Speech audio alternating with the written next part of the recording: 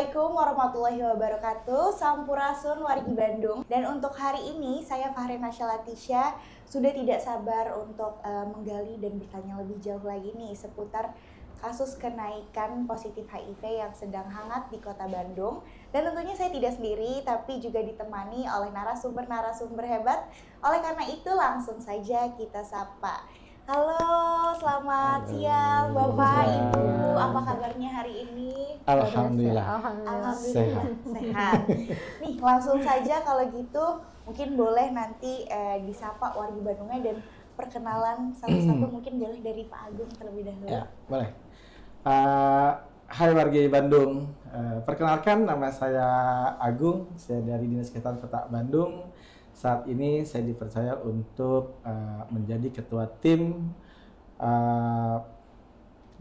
tim kerja pencegahan dan pengendalian penyakit menular. Ya. Oke, terima kasih Pak Agung. Nah, setelah ini ada Pak siapa nih? Oke, wargi Bandung, nama saya Adit. Adit, saya sekarang di Bandung AIDS Coalition teh. Bandung AIDS Coalition itu adalah koalisi untuk teman-teman LSM yang memang dia fokus di penanggulangan HIV dan penyalahgunaan narkoba di Kota Bandung. Jadi informasi juga di Kota Bandung itu sekarang ada 12. Ada 12 teman-teman organisasi masyarakat sipil yang memang mereka fokus di penanggulangan HIV dan penyalahgunaan narkotika. Oke, Gitu. oke. Sudah ada Pak Agung, Pak Adit, di sini ada Ibu yang cantik juga. Mungkin boleh kenalan langsung Ibu.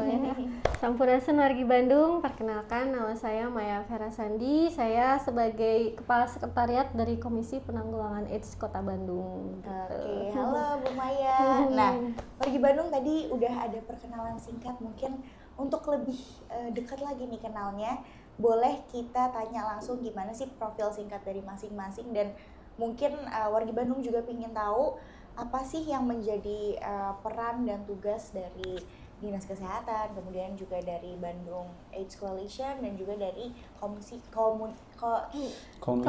Penanggulangan AIDS. Boleh, mungkin dari Bu Maya dulu. Boleh.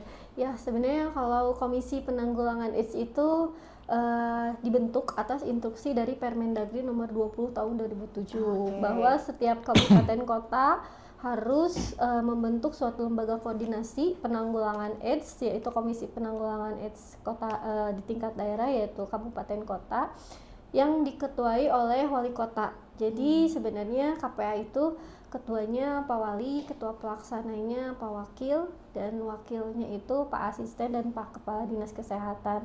Juga ada sekretarisnya dari Kepala Bagian Kesra dan Kepala Bidang P2P Dinas Kesehatan. Nah, dibentuklah sekretariat. Kami di sini ada sekretariat dan pengelola program, juga kami juga mempunyai staf di tiap kecamatan, community organizer. Apa sih tugas kami? Karena HIV/AIDS itu bukan hanya melulu masalah kesehatan, semua sektor harus mengupayakan bagaimana penanggulangan AIDS, bermitra dengan teman-teman LSM, sehingga kami KPA itu memang mempunyai peran dan fungsinya mengkoordinasikan semua, mewadahi, memfasilitasi, mengelola, memimpin, sehingga terbentuklah bagaimana penanggulangan AIDS di semua sektor itu satu tujuan. Oke, siap. Terima kasih Bu Maya. Nah, kalau misalnya dari Bandung AIDS Coalition itu seperti apa peran dan tugas utamanya, Pak? Oke. Nah, tadi udah disinggung dikit ya, kalau kita tuh memang kumpulan, kita koalisi teman-teman LSM atau OMS yang memang dia fokus di penanggulangan HIV dan penyalahgunaan nafsa. Nah, kalau yang dilakukan teman-teman ini dari 12 ini, anggotanya dia punya tugas masing-masing nih. Mereka ada yang mendampingi, mereka ada yang khusus untuk mendampingi teman-teman orang dengan HIV yang sudah menjalankan pengobatan. Dia fokus di sini mendampingi nih, memastikan dia minum obat, memastikan dia ambil obatnya tiap bulan. Itu dia lakukan, itu oleh Female Plus namanya, nama lembaganya Female Plus. Dia lebih fokus melakukan pendampingan terhadap orang dengan HIV. Ada juga yang lainnya dia menjangkau teman-teman komunitas yang rentan terinfeksi HIV. Jadi contohnya kayak kita melakukan penjangkauan ke teman-teman transpuan misalnya, waria, transpuan dia beresiko nih, kita jangkau, kita tes, dia negatif, oke, tetap dia negatif. Oke, kita jangkau dia positif, ya udah kita dampingi dia minum obatnya, apanya gitu. Jadi satunya menjangkau, satunya mendampingi, dan juga kita banyak melakukan advokasi. Oke. melakukan advokasi banyak di bidang hak asasi manusianya, di bidang komunitas leadnya. Jadi ya ada macam-macam sih dari 12 ini tuh ada beberapa yang melakukan tugasnya masing-masing gitu. Yang pastinya untuk penanggulangan HIV bareng sama Dinas Kesehatan dan bareng juga dengan KPA. Oke, jadi tadi fokusnya ada pendampingan, penjangkauan, dan juga Advokasi. Oke, baik. Kita beralih ke Dinas Kesehatan, Pak Agung. Nah, untuk peran dan tugasnya gimana sih, Pak? Ya, baik. Dinas Kesehatan Kota Bandung, sebagaimana halnya kita maklumi bahwa Dinas Kesehatan Kota Bandung itu kan mengelola, mengkoordinasikan, dan mengurus berbagai macam masalah kesehatan di Kota Bandung. Di Kota Bandung itu, di Dinas Kesehatan Kota Bandung itu ada empat bidang gitu ya. Salah satunya adalah bidang pencegahan dan pengendalian penyakit, yang bidang ini dibidangi oleh kepala bidang namanya Dr. Ira Dewi Jani gitu. Nah, di bawahnya ada beberapa tim kerja gitu. Salah satunya adalah tim kerja pencegahan dan pengendalian penyakit menular gitu. Nah, itu diketuai oleh saya sendiri. Nah, dalam tim kerja ini saya mengelola berbagai macam penyakit tentunya gitu ya. Nah, salah satunya adalah tentang HIV/AIDS. Nah, di HIV/AIDS ini bagaimana kita mengurusi terkait dengan HIV/AIDS-nya, kemudian mengkoordinasikan terkait dengan penanggulangannya seperti apa, kemudian juga kita melakukan pelayanannya juga seperti apa gitu. Nah, dari mulai perencanaan, pelaksanaan sampai di evaluasinya seperti apa. Nah, nanti dari hasil evaluasi ini gitu kita musyawarahkan, di sharing gitu. Nah, biasanya ke Komisi Penanggulangan AIDS nih apa yang harus dilakukan oleh teman-teman, karena di Komisi Penanggulangan AIDS ini juga mengkoordinasikan dengan lintas sektor tentunya gitu. Ya, nanti dengan lintas sektor seperti apa gitu, kemudian juga dengan teman-teman stakeholder lainnya tentunya dengan LSM apa yang harus dikerjakan gitu. Nah, itu adalah fungsi daripada Dinas Kesehatan Kota Bandung dalam pencegahan dan pengendalian HIV/AIDS di Kota Bandung. Karena memang kita nggak bisa sendiri gitu untuk melakukan kegiatan pencegahan dan pengendalian HIV/AIDS. Oke, baik. Begitu. Siap, terima kasih Pak Agung. Tadi juga disinggung sedikit tentang pelayanannya nih. Kalau untuk pelayanan masyarakatnya sebenarnya ada apa aja sih Pak? Mungkin ada program khusus kah? Oke, pelayanan di masyarakat ya. Kota Bandung tuh sudah cukup maju gitu ya. Bertambahnya pun cukup banyak. Dulu ketika saya dulu pegang program HIV secara khusus gitu ya. Untuk HIV itu hanya ada 5 fasilitas layanan kesehatan di tahun 2006.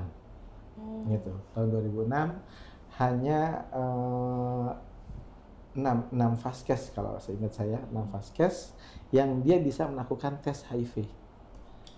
Gitu. Nah, saat ini yang sudah bisa melakukan tes HIV itu sudah di 119 fasilitas layanan kesehatan. Nah, untuk yang mengobati pun gitu, dari hanya sekitar 4 vaskes sekarang sudah di 29 fasilitas layanan kesehatan, termasuk puskesmas. Yang dulu puskesmas sama sekali belum ada yang bisa melakukan kegiatan pengobatan terhadap orang dengan HIV gitu. Nah, sekarang kita ada puskesmas yang memang sudah mampu untuk melakukan pengobatan HIV gitu.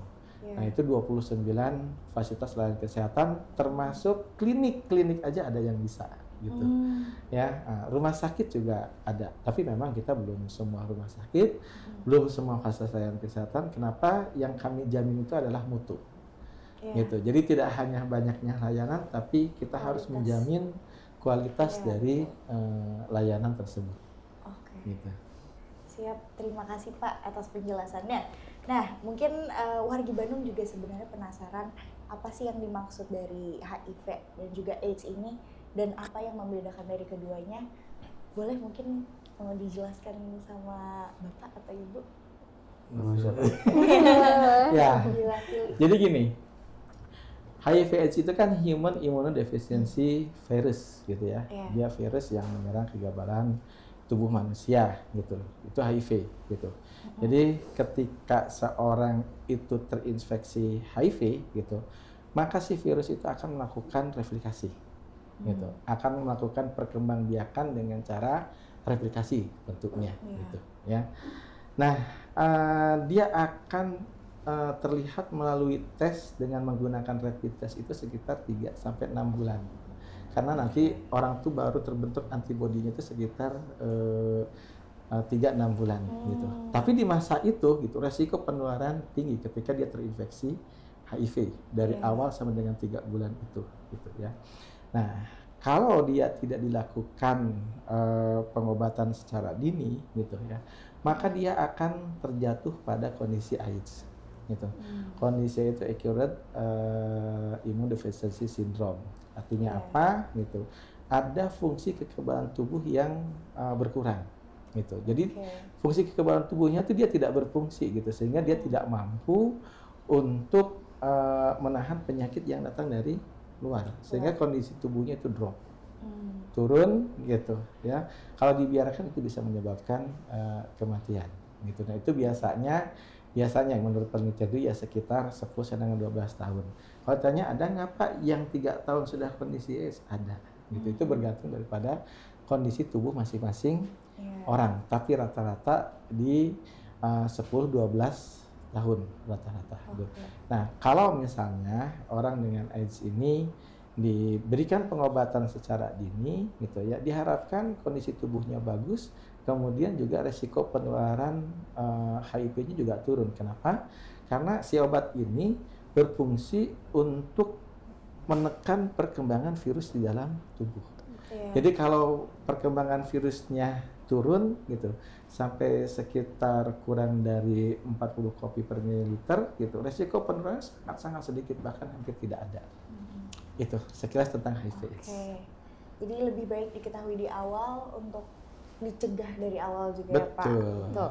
Nah, ini kalau membahas mengenai pemberitaan mengenai kenaikan kasus positif HIV di Bandung, di mana kota Bandung ini tercatat sebagai wilayah dengan angka positif tertinggi nih katanya di Jawa Barat. Bagaimana sih tanggapannya mungkin dari KPA, kemudian juga dari Bandung AIDS Coalition dan dari Dinas Kesehatan, bagaimana menanggapi pemberitaan tersebut? Dan siapa dulu teh? Dari KPA. Boleh dari Bu Maya. Ladies first gitu ya. Iya.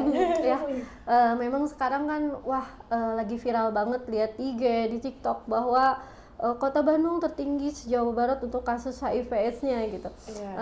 Bagaimana kami menanggapi dari kondisi-kondisi yang seperti itu?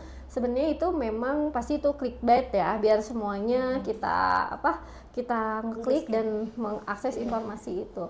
Tapi memang perlu diketahui wargi Bandung bagaimana proses dalam program penanggulangan HIV/AIDS itu tadi seperti Kang Adit dan Pak Agung sampaikan bahwa kita itu deteksi dini sesuai dengan Permenkes nomor 23 tahun 2022, lalu dengan kita juga udah punya Perda nomor 12 tahun 2015 tentang penanggulangan HIV/AIDS dan NAFJA, bahwa fenomena HIV itu kan seperti gunung es ya gitu, bagaimana hanya puncaknya saja yang terlihat gitu. Jadi kita memang diamanahi itu dalam program penanggulangan HIV/AIDS itu ada strateginya dengan stop, bagaimana kita suluh, temukan, obati dan pertahankan. Jadi kita melakukan edukasi, menyebarluaskan informasi ke semua kalangan bahwa pentingnya deteksi dini HIV, sehingga ketika dia sudah sadar, sudah tahu dirinya beresiko, dia mau dites HIV, apalagi layanan Kota Bandung cukup ramah dan cukup banyak sekarang ya, tadi sudah 100 sekian, sehingga orang-orang dan mau untuk dites di Kota Bandung, dan ketahuan berarti karena kitanya semakin masif informasi, semakin banyak screening, otomatis data juga pasti akan semakin ketahuan, tapi kan itu menjadi deteksi dini daripada ketahuannya setelah fase AIDS gitu. Jadi memang kita mencairkan gunung es itu untuk mendeteksi secara dini dengan edukasi dan tes HIV, setelah itu kalau positif diobatin gitu. Oke, jadi justru data yang tercatat itu menjadi deteksi dini yang bisa menjadi langkah selanjutnya untuk ditanggulangi bersama juga ya. Betul. Oke, baiklah. Nah, kalau dari Bandung AIDS Coalition nih, bagaimana menanggapi berita itu? Oke. Saya pertama baca di Info Bandung ya itu ya. Betul. Udah 9.872 orang dengan HIV. Nah, itu di situ nggak ditulis tuh. Itu kan kumulatif dari tahun 91. Iya. Dari tahun 91 sampai 2025. Dengan selama itu angkanya 9.000, kalau menurut aku itu suatu keberhasilan teh. Keberhasilan kenapa? Ya itu deteksi dini tadi kata Teh Maya. Semakin cepat dia mengetahui status HIV-nya itu semakin bagus. Temuin 9.000, obatin, udah obat minum ARV, ARV-nya juga udah banyak tadi kata Pak Agung, ada di 29 ya Pak ya. 29 kesehatan udah tersedia dengan gratis pula. Jadi kalau menurut kita sih yang memang melakukan pendampingan penjangkauan orang dengan HIV, yaitu keberhasilan sih. Keberhasilan kenapa? Yaitu tadi dengan semakin banyak masyarakat mau tes HIV juga itu udah bagus. Ada keinginan untuk masyarakat, tapi ada PR juga di situ. PR yang pertama gimana sih? Nyiapin si layanan kesehatan. Dia udah HIV positif, masuk ke layanan kesehatan, dikasih obat, udah dia tidak akan menularkan lagi. Tapi Kota Bandung beruntung sih dibanding kota lain untuk layanan kesehatan untuk bisa menangani HIV/AIDS-nya udah banyak, udah bagus, udah oke. Jadi ya kalau menurut kami sih itu udah bagus, ya kita tingkatkan lagi aja nih. Tingkatkannya apanya? Biar nggak ada stigma, biar nggak ada kekerasan, biar nggak ada ya apapun itulah terhadap yang ditemukan ini. Tapi kalau di berita kemarin kan orang bacanya, ada penggiringan opini. Jadi takut lah, jadi apalah. Padahal kan ya udah dia ditemukan ya bagus daripada tidak kita temukan, dia malah jadi banyak lagi nularin. Kalau kita temukan, kita obati, udah beres sebenarnya gitu. Redaksionalnya aja sih kayaknya perlu dienakeun gitu. Iya, betul. Jadi sebenarnya justru kalau dilihat dari sisi positifnya adalah ini kesadaran dari warga Bandung sudah lebih meningkat lagi ya. Betul. Nah, terima kasih Pak Adit. Kalau dari Pak Agung nih gimana menanggapi hal itu? Kalau bagi saya sih lumrah saja gitu ya. Cuman mungkin nanti dari teman-teman media gitu, justru harus banyak nanya di yang capaiannya kecil. Karena gini, pengalamannya gini Teh. Kami dulu dikasih target mencari orang dengan HIV itu 6.000 dulu. Dulu tahun 2006. Ya, tahun 2006. Nah, sedangkan kasus HIV kita tuh hanya 400, mungkin nggak ya 6.000 itu kecapai? Itu yang jadi pikiran saya pada saat itu. Apa yang harus saya lakukan gitu ya? Akhirnya saya minta tuh setiap ini ke data ke fasilitas layanan kesehatan yang sudah jadi layanan HIV yang saya sebutkan 6 tadi gitu ya. Data gitu. Kemudian saya lakukan berbagai macam pertemuan gitu, pembinaan layanan segala macam gitu. Ya kan? Akhirnya muncul tuh layanan-layanan HIV baru. Nah, di situ baru mulai ningkat gitu. Nyampe tuh 6.000 gitu. 6.000 sampai juga, Pak. Sampai juga 6.000 gitu ya. Kemudian naik jadi 10.000-an gitu. Nyampe enggak ya? Nyampe juga. Dan terakhir kami diberikan target itu 12.961 gitu. Itu tahun 2006. Tahun 2024 kemarin. 2024. Ya, 2024 tahun kemarin kita dikasih target naik nih 12.000, nyampe enggak ya? Ternyata temuan kita itu sudah di 13.359 melebihi target. Tapi yang 13.359 ini juga ternyata ada yang sudah meninggal juga, ada yang sudah rujuk keluar juga. Nah, hasil akhirnya di 9.000 sekian yang tadi kan Adit sebutkan. Nah, bagaimana itu Teh?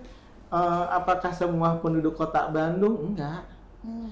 Ya, kalau kita melihat hasil tes HIV di fasilitas layanan kesehatan itu kan ada orang Kota Bandung, ada orang luar Kota Bandung. Gitu. Sebanyak 13.000 sekian yang kita temukan itu gitu ya. Yang masih di kitanya sekitar 9.000-an itu yang disebutkan itu gitu ya.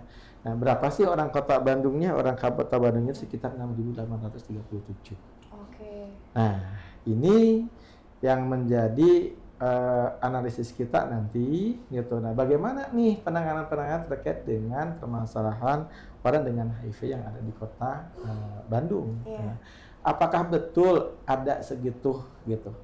Ya, perjuangan dari penemuan hanya 400 kasus pada tahun 2006 untuk sampai ke sini itu bukan perjuangan yang mudah. Iya. Gitu. Bagaimana kami mengkoordinasikan ini dengan lintas sektor, bagaimana kami membangkitkan Komisi Penanggulangan AIDS, Iya. bagaimana teman-teman LSM bisa bergerak gitu ya. Tadi ngomong kayak gitu nggak disogok ya, Kang Adit. Ya, artinya penanganan HIV di Kota Bandung itu sudah sejalan semuanya itu sesuai dengan tujuan yang sudah ditetapkan gitu, baik dari Kementerian Kesehatan maupun wali kota tentunya, karena sudah ada perdanya kan gitu. Dia emang sudah sejalan. Ya kalau misalnya dikatakan naik, ya itu adalah usaha kami untuk mengungkapkan gunung es gitu, yang mudah-mudahan ketika naik itu akan turun sendiri dibanding dengan orang yang mereka itu tidak mencari kasus gitu. Padahal gunung esnya tinggi gitu. Tahu-tahu masyarakatnya HIV semua. Nah, ini yang kami tidak inginkan tentunya. Gitu. Oke. Nah, setelah diketahui nih sekian, tadi terakhir 13.000 sekian ya Pak per tahun 2024. Dan apa sih upaya-upaya selanjutnya yang akan dilakukan dalam menanggapi kasus yang tercatat tersebut? Oke. Apa yang kami lakukan setelah menemukan? Bukan berarti kami menemukan sudah selesai, hore gitu ya. Tidak tentunya. Karena gini, ketika orang sudah masuk untuk tes saja gitu, mereka sudah mendapatkan edukasi. Betul. Sudah mendapatkan pendidikan terkait dengan HIV/AIDS gitu. Baik nanti hasilnya negatif maupun hasilnya positif. Gitu ya. Nah, yang dari hasil positif ini gitu kita edukasi agar mereka tidak menularkan ke orang lain, agar mereka kualitas hidupnya bagus gitu ya, mereka bisa melebihi orang yang tidak HIV gitu, kalau bisa diharapkan seperti itu gitu ya. Kemudian juga mereka tidak menularkan ke orang lain, makanya ada tuh obat antiretroviral virus. Ketika mereka patuh minum obat itu gitu, maka itu akan mengurangi resiko penularan sampai dengan 0,00 sekian persen gitu. Artinya nggak ada masalah orang HIV punya anak, orang HIV berhubungan suami istri segala macam, nggak ada masalah gitu.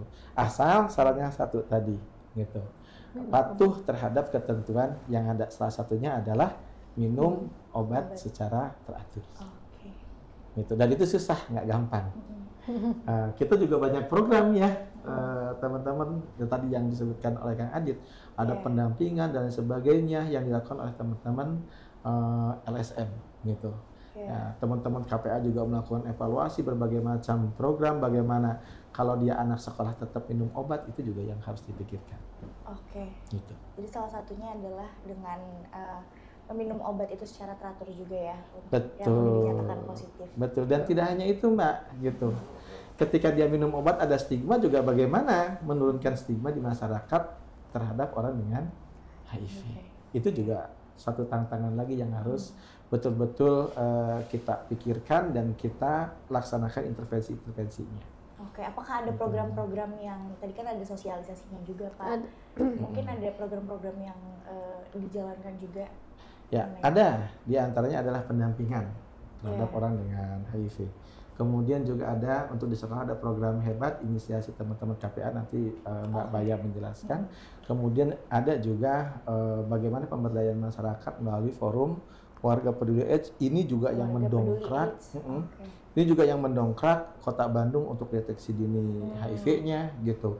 Untuk pendampingan terhadap orang dengan HIV-nya, ada masyarakat biasa yang sudah bisa melakukan pendampingan dengan orang HIV yang dulu hanya dari teman-teman LSM saja yang melakukan pendampingan, tapi sekarang sudah ada warga masyarakat gitu. Sosialisasi juga terus gitu. Maka nanti Bu Maya atau Kang Radit bisa menjelaskan. Jadi banyak kolaborasi dari pihak-pihak masyarakat juga ya Pak. Betul. Boleh kalau gitu saya mau langsung nanya aja ke Bu Maya. Nah, kalau dari Komisi Penanggulangan AIDS ini ada program-program Apa aja sih? Ya tadi betul ya kata Pak Agung, Kang Adit, bahwa Komisi Penanggulangan AIDS ini kan memang mengelola, mengkoordinasikan semua stakeholder selain dari kesehatan. Iya. Jadi kami itu bagi menjadi 6 program dalam Oke. penanggulangan AIDS. Khususnya ada yang namanya program di remaja Gen Z ya, sekarang di anak-anak. Kami mulai dari SD, SMP sampai ke SMA dan kampus, kami masuk untuk sosialisasi, edukasi. Lalu yang di atas 18 tahun kami dorong untuk dia bisa screening test jika memang dia sudah beresiko gitu. Lalu kami juga latih dengan program Sehat Bersama Sahabat, yaitu guru-guru BK-nya. Jadi ada suatu 1 jam pembekalan dari guru BK tentang bagaimana kesehatan reproduksi, narkoba dan HIV/AIDS. Lalu itu di program remaja, di program pencegahan HIV dari ibu ke anak. Nah, kita ada program juga bagaimana ibu hamil dan calon pengantin wajib untuk tes HIV, sifilis dan hepatitis B, itu triple eliminasi. Jadi kita bikin surat edaran dari wali kota terkait calon pengantin dan ibu hamil di semua fasilitas kesehatan bersama dengan Ikatan Bidan, semua akademisi dan POGI gitu ya. Bagaimana semua ibu hamil harus dites karena untuk menurunkan penularan dari ibu ke anak. Lalu di program harm reduction ada lagi pengurangan dampak buruk pada narkoba. Kita kerjasama dengan teman-teman LSM dari BNN, dari Polres, bagaimana pengguna narkoba ada resiko untuk penularan terinfeksi HIV, tapi dengan program harm reduction ini menjadi tidak ada penularan gitu. Jadi mungkin Kang Adit bisa jelaskan ya untuk penjangkauannya seperti apa. Lalu ada program juga pengobatan, dukungan dan perawatan. Tadi pengobatannya di layanan kesehatan, tapi gimana sih? Kan harus seumur hidup minum obat gitu ya. Ada stigma dari keluarga, self stigma loh yang memang harus didobrak gitu ya.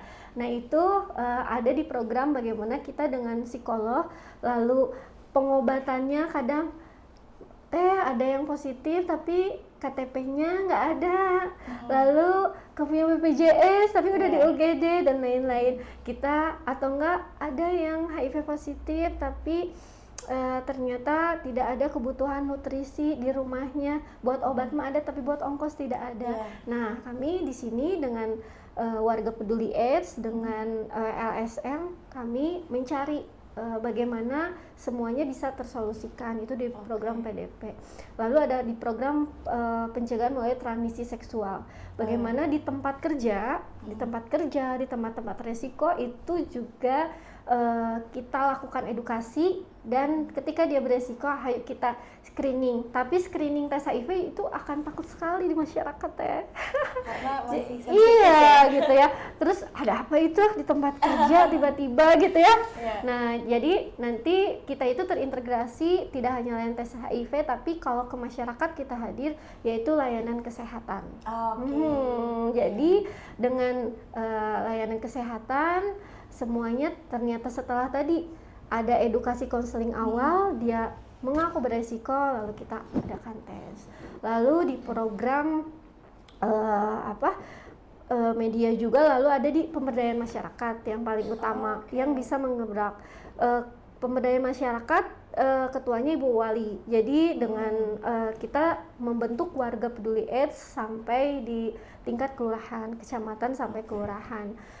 Nah ibu-ibu ini gebrakan dengan ibu-ibu kader-kader yang sangat luar biasa gitu ya, sehingga mulai dari posyandu remaja, posyandu, apalagi sekarang posyandu dengan 6 SPM gitu, kita kolaborasi. Ternyata edukasi itu di masyarakat titik-titiknya itu lebih tahu orang wilayah itu. Berkolaborasi dengan LSM, Puskesmas dan staf kami yaitu community organizer untuk mengadakan kegiatan-kegiatan di kewilayahan, sehingga itu yang mendokrak. Dan betul tadi, tidak hanya kita outputnya sampai mengetahui status HIV seseorang, tapi ketika dia sudah HIV positif, kita juga harus siap masyarakatnya kondusif, tidak ada stigma dan diskriminasi. Lalu ketika membutuhkan pengobatan, membutuhkan ambulan, membutuhkan apapun itu kependudukan ataupun UHC, warga masyarakat kita latih untuk bagaimana itu bisa menjadi solusi dan orang dengan HIV bisa terobati gitu. Itu sih lebih ke KPA itu.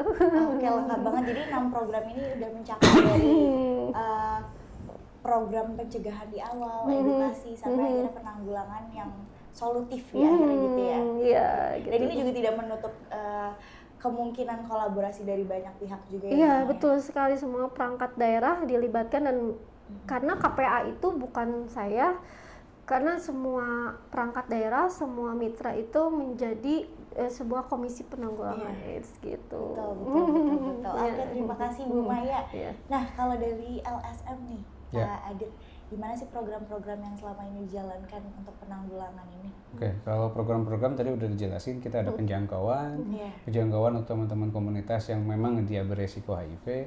Kita ada pendampingan juga, pendampingan untuk yang mau menjalankan pengobatan atau juga ada yang mengejar teman-teman yang dia dulu udah lagi berobat, tengah jalan dia berhenti. Namanya lost to follow up. Oh, itu juga banyak terjadi, Pak? Ya, ada banyak juga. Nah, kita juga di situ kita ngejar nih teman-teman yang berhenti obat untuk dia balik lagi ke layanan kesehatan untuk terapi antiretroviral tadi. Terus juga kalau kata saya pribadi, Kota Bandung mah udah dibilang aman teh.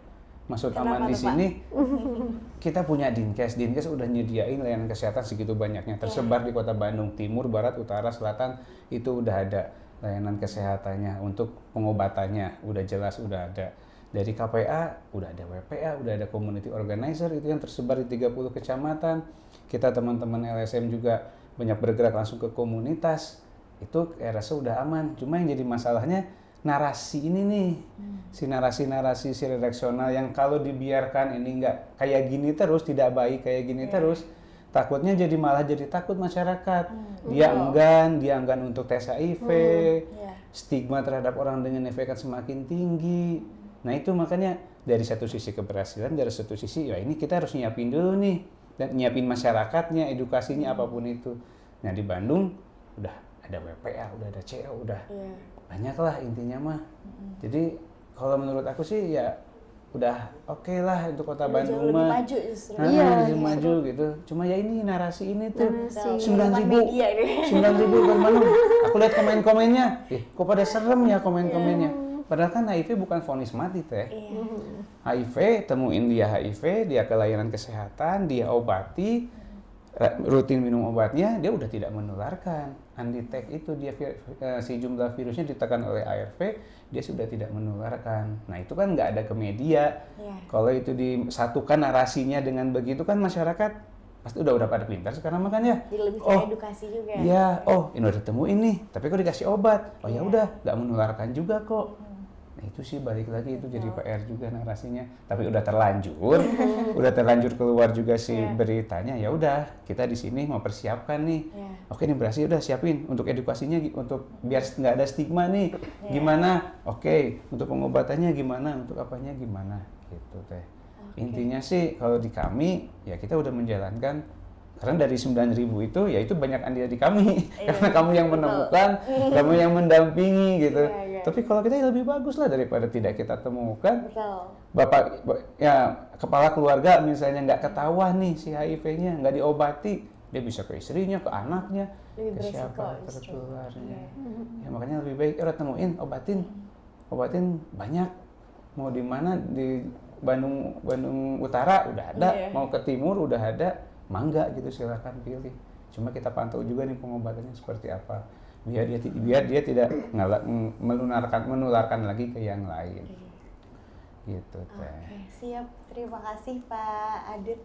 Ini mungkin penjelasannya juga sudah cukup dalam, sudah cukup lengkap. Dan untuk pertanyaan terakhir nih, saya mau nanya ke satu-satu, apa sih harapannya dalam menanggapi pemberitaan tadi, mungkin juga ditemukannya kasus positif HIV sejauh ini seperti apa, harapannya dari Pak Agung seperti apa, dari Pak Adit dan juga dari Bu Maya untuk di waktu yang akan datang seperti apa? Boleh deh Bapak Pak Agung dulu. Boleh dari Pak Agung. Ya, apa harapannya? Satu, penemuan kasus HIV dengan sekian cukup banyak tentu bukan satu hal yang mudah. gitu. Karena memang mereka berada pada populasi yang tersembunyi. Gitu. Harapannya adalah agar mengurangi terkait dengan stigma atau diskriminasi pada penanggulangan HIV, baik pada layanan kesehatan maupun di masyarakat gitu. Karena kalau stigma diskriminasi masih ada, orang akan enggan untuk melakukan tes HIV, orang akan enggan untuk terbuka. Karena tes HIV, keterbukaan gitu sampai orang mau berobat gitu, itu dibutuhkan untuk menurunkan kasus HIV di Kota Bandung. Dah. Oke, baik, terima kasih Pak Agung. Kalau dari Pak Adit seperti apa nih Pak harapannya? Harapannya ya, harapannya sih di isu HIV terutama di bidang pemberitaan jangan mitos-mitosnya apa-apanya, intinya sih carilah informasi soal HIV ke ahlinya. Iya.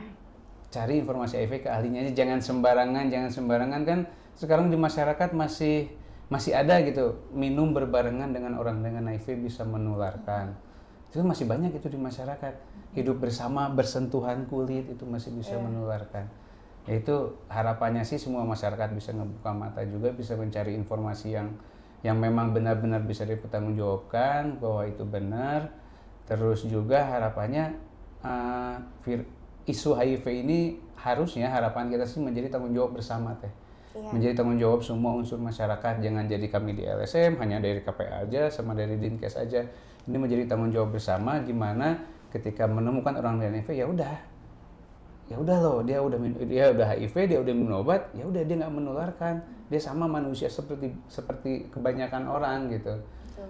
Ya udah informasi itu terus sama stigma juga tadi, mengikis stigma bisa terkikis ya dengan edukasi, dengan edukasi ke masyarakat. Gitu sih kalau harapan dari kita mah, semua terkoneksi semuanya dengan baik. Kayaknya kalau semua udah baik, semua terkoordinasi dengan baik, kayaknya beres dari isu HIV di Kota Bandung. Amin. Siap, terima kasih Pak Adit. Kalau dari Bu Maya nih? Kalau dari saya harapannya wargi Bandung coba kita pertanyakan kepada diri sendiri, siapa kita, telah berbuat apa kita, hanya wargi Bandung dan diri kita sendiri yang tahu gitu ya. Jikalau memang ada resiko-resiko kita bisa terinfeksi HIV, jangan cari mitos-mitos yang di luaran sana. Bisa search aja @KPA Kota Bandung, nanti kita akan menampung pertanyaan-pertanyaan dan kita akan jawab sesuai dengan apa yang menjadi seharusnya program. Jadi semuanya ada regulasinya, semuanya ada solusinya. Ketikapun teman-teman memang ternyata HIV positif atau negatif, dongkrak diri sendiri, jangan ada self stigma karena itu yang akan susah merubah diri kita menjadi lebih baik gitu. Jadi hayu juga para influencer kolaborasi dengan pemerintah Kota Bandung yang sudah sangat berupaya dalam penanggulangan HIV/AIDS, lebih masif lagi untuk awareness terhadap informasi HIV/AIDS tadi. Jadi tidak ada fakta-fakta atau mitos-mitos yang berkeliaran di sana gitu. Oke, siap. Terima kasih banyak Bu Maya. Sekali lagi terima kasih banyak Pak Agung, Pak Adit dan juga Bu Maya. Dan wargi Bandung, mungkin demikianlah diskusi hari ini seputar bagaimana menghadapi dan menanggulangi kasus HIV dan AIDS di Kota Bandung ini. Dan semoga diskusi hari ini bisa melahirkan pemikiran yang kritis nih wargi Bandung dalam menghadapi berita-berita dan juga informasi yang ada di luar sana. Dan pastinya juga meningkatkan kesadaran bagaimana menghadapi dan juga menanggulangi kasus positif HIV ini di Kota Bandung. Kalau begitu, saya Farah Nasya Latisha pamit undur diri. Assalamualaikum warahmatullahi wabarakatuh.